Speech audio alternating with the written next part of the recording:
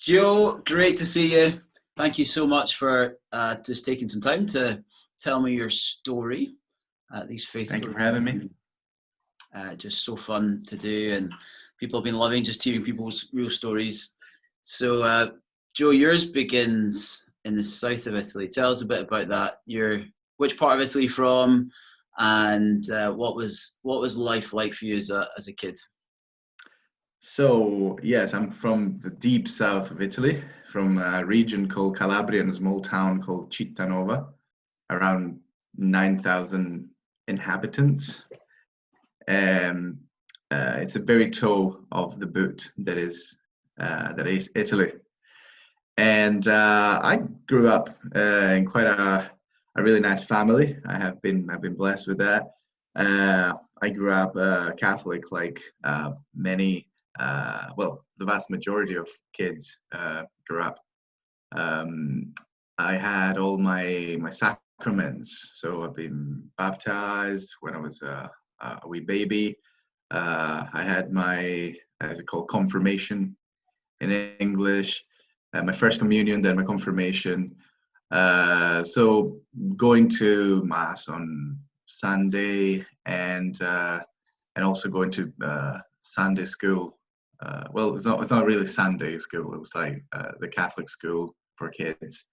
Uh, it was like the norm. Um, so I came to know some basic notions about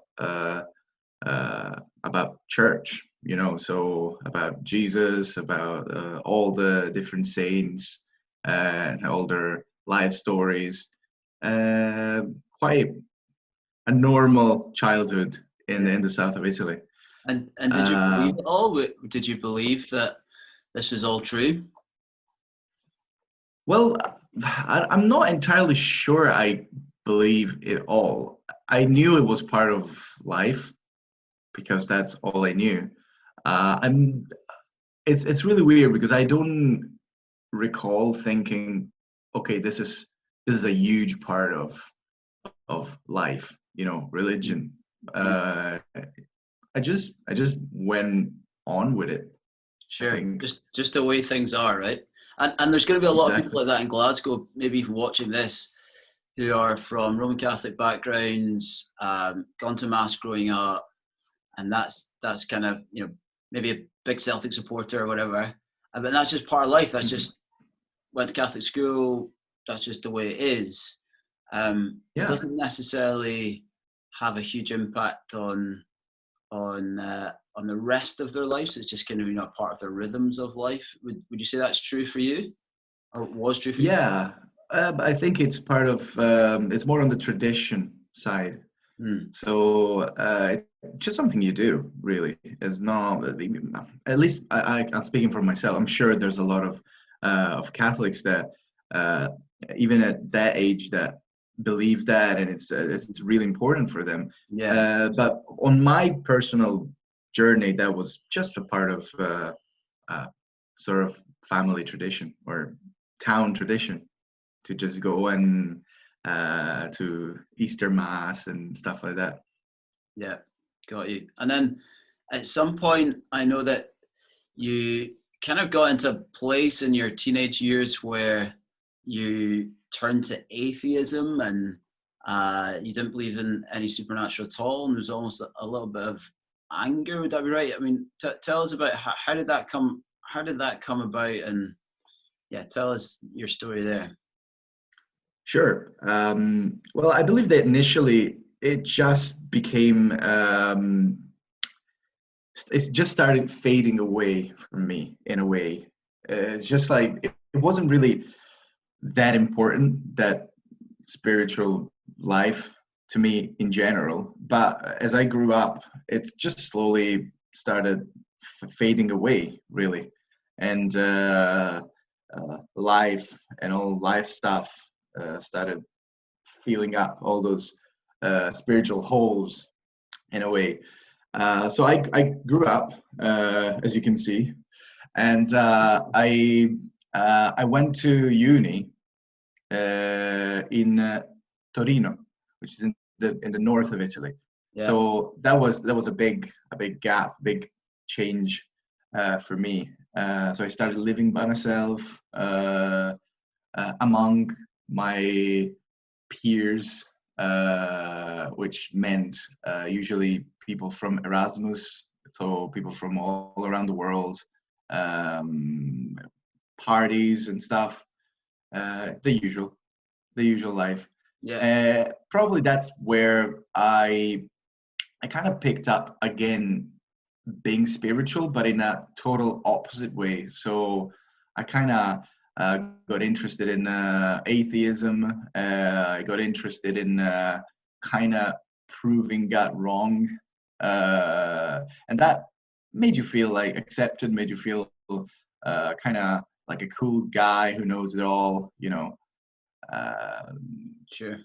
so that was my day-to-day spiritual battle Yeah. against anything that was spiritual, supernatural, and stuff like that. Yeah. And I guess that would be quite a normal thing in many ways to rebel against, living in Roman Catholic Italy, where the institutions are so strong, right? So maybe a little different to here. So it's, you know, quite Sure. a cool rebellious thing to do, maybe, and maybe not. Yeah. Yeah. Retrospectively thinking, I think it was easy to rebel against an institution, but mostly against a God that you didn't believe in, because Yeah. it's easy. No one's gonna come and tell you you're wrong, unless when you actually meet someone who believes. And in that case, it became almost an angry battle for who was right or wrong. Mm. Interesting. Okay, and then you moved to Scotland at some point? I did. Well, yes. I met, I think, my first Scottish person ever in Torino, which was Carla, which is now my wife. And we met at common friends at a bruschetta night, by the way. They were making bruschettas. Right, very nice. How Italian. Were they delicious? I remember them quite delicious, yeah. But I remember that the very first thing that I spoke about with Carla was God existence. So that was the main topic at the table. So I was sitting in front of this girl that I barely knew, but I saw that she had like this really fiery fight in her to prove to me in a way that was not all there was, you know, nothing. So that was my first brush, I'll say, with yeah. Your first brush with Glasgow as well. It's a Glasgow in her, right? Yeah, absolutely. Fight. We actually had to put up a point system to for the first person that understood what she said, because she doesn't have a thick Glaswegian accent, but for me it was like a completely new language. It was hard to understand words like European or ghetto or felum and stuff like that. So we actually, yeah, it was interesting. It was interesting, but we're gonna skip some of that period, skip forward to when actually we started dating at some point. And I started coming to Glasgow as well, because, you know, that's what you do. And long story short, at some point, I just decided to stay here. Okay. Because I liked it. Brilliant. And your relationship with Carla was coming along? It was coming along, but there was always this great divide of faith, you know, because now I know that. Now I know. But back then, I think I used to say stuff to Carla like, you know, you will never love me as much as you love Jesus. And right now, you know, it's quite obvious to me. But to me, it was a big thing. It was like, there's this thing in her life that is bigger than I am, and I cannot really accept that. So obviously we had a lot of fights about it, and we were reaching a point of real struggle, I think, until obviously things changed. Yeah. Oh, tell us about that. So yeah, basically my conversion story is a bit maybe different from other stories you may have heard of people maybe growing up a bit in faith, and then they prayed and stuff came up, and it's really, really weird. Basically, I was washing dishes one night, and at that moment I've heard of the gospel already, but still I was totally resisting to it. It was like, yeah, it would be great if it was true, with rolling my eyes. So that's what I was still really not interested in anything of faith, anything of God. But then this night in Glasgow, we were at Carla's dad's house. She went in the other room, and I was just washing the dishes, which is something I don't do that much. So that's already supernatural by itself, an occurrence. An Italian mummy's boy, Carla says. Say again? An Italian mummy's boy, Carla says. Yes, it's true. I mean, come on. I can't deny who I am. But that was, I didn't know that yet, but that was the moment that basically changed my whole life in a very abrupt and panicky way. Because as I was washing these dishes, and I caught a glimpse of my reflection in the window. It was night, and outside was dark, so I saw myself in the window. And in that precise moment is where God basically slapped me awake, I like to say, because it was something that was not from me. It was sort of a revelation from him, an external thing that I didn't really want in that moment, but that's probably what God wanted for me in that moment. So what I heard was just this extremely peaceful voice speaking to me, saying, "You know that underneath it all, you believe me. You know you believe in me. So why resisting?" And the question was, yeah, exactly. Why? And so this is really a simple, boiled down version of what happened, because it's quite hard to. It's quite a personal thing. Yeah. But the boiled down version of that would be, I felt the love of Father, the immense love of an immense Father, and when that crashed down on me, when I realized that, everything changed, like, completely. I was a total different person. In fact, I was panicking. I was like, what am I doing? What was going on? So I went to Carla in the other room. She was like dozing off on her armchair, and I was like, "Carla, so I don't want you to panic, and it's not a joke, but you know that whole believing thing. I'm giving this a go. I think something just happened, and I believe." So I don't remember. We laughed, we cried that night. It was wow. Really the first day of my life. Wow. And it happened all like that. One thing I didn't mention before, while on the outside, I was the atheist dude, like so chill about everything. You're like, "Oh, don't worry, life is, that's what we have. We have to enjoy it." The classic phrases that you hear. But at night I was terrified. I was waking up at night. It was not easy. I was like, I'm almost 30 back then. I'm almost 30, and I could die tomorrow. And this is all we have. I'm terrified, and I was literally terrified. But I would have never shared that with anyone at the time, because I didn't want to sound weak. But that's basically what happened. So God picked me up from a moment that was destroying, in a way, my relationship with Carla. That was destroying also my inner being. I was terrified. Yeah. So God actually picked me up and changed me, and that's the best thing that ever happened in my life. Amazing.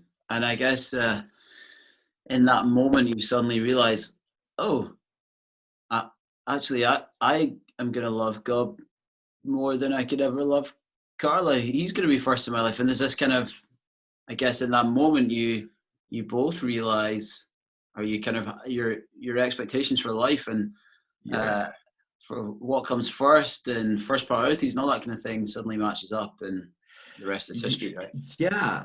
First of all, I apologize to Carla for that, for saying that, but because I realized that it's definitely not the same thing. You can.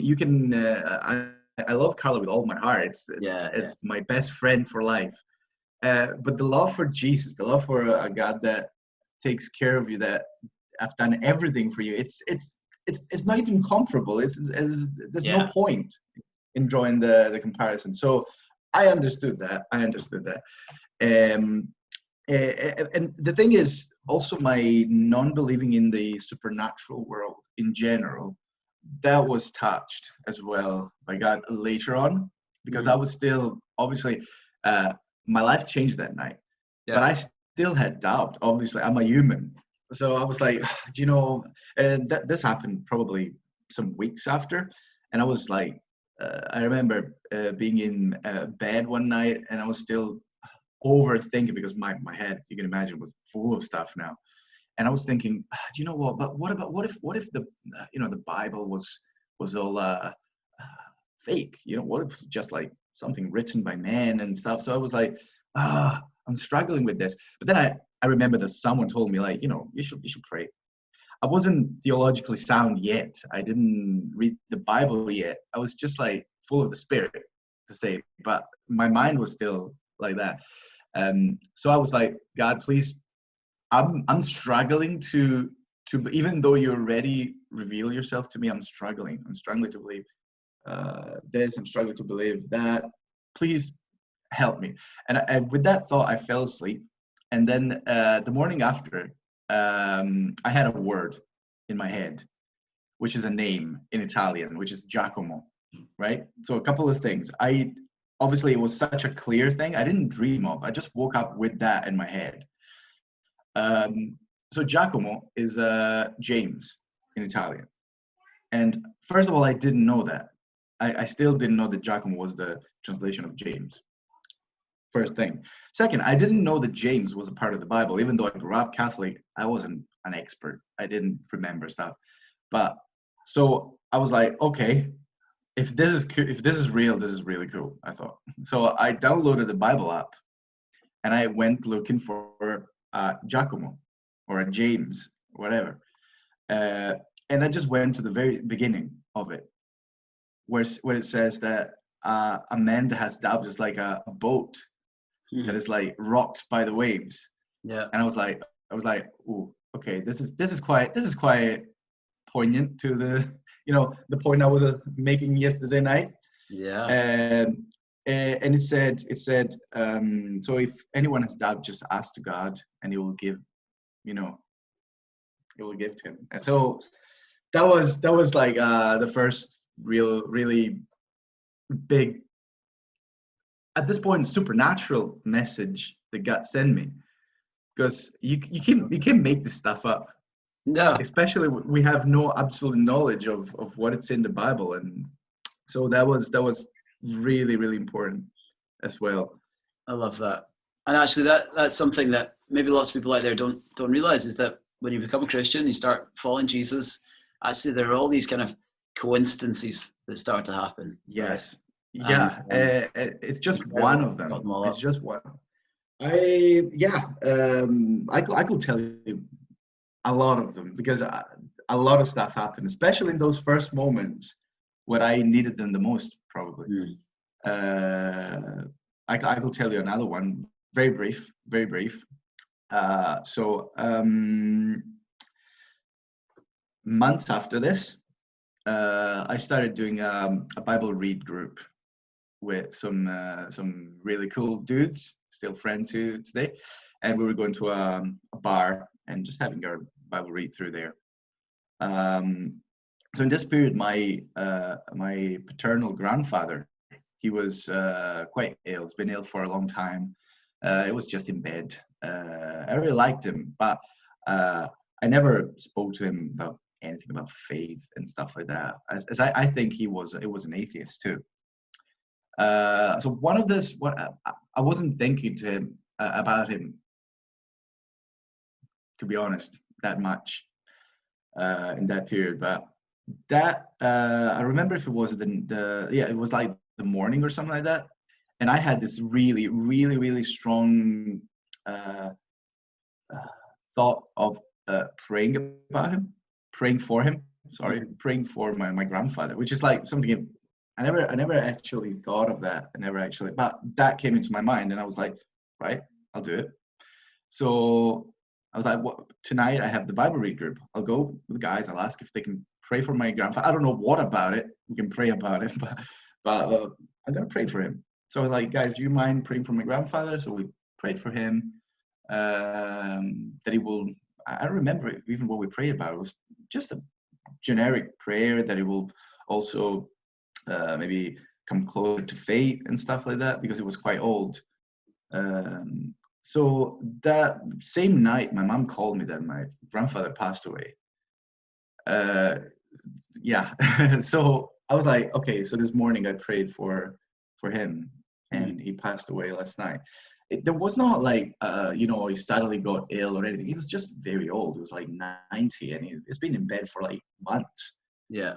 But that was the night that apparently I needed to pray for him. Yeah. And that was really, it was hard in a way, because it was such a coincidence. But again, I stopped believing in coincidences after I became a Christian. After all this stuff. So yeah. Great. Love it. Well, Joe, such a pleasure to chat to you. What a story. Yeah. And if there are others who are watching this and thinking, oh man, like, so Joe sounds like just like I was, hardcore atheist, or maybe disillusioned by kind of institutional religion. I would encourage you, get in touch with someone, get in touch with one of us, info@glasgowgrace.org. We'd love to chat to you. Somebody like Joe can get in touch and have a chat. Absolutely. Pray with you. All right. Absolutely. I would love to. Brilliant. Love that, Joe. So good to chat. Catch you soon. See you later.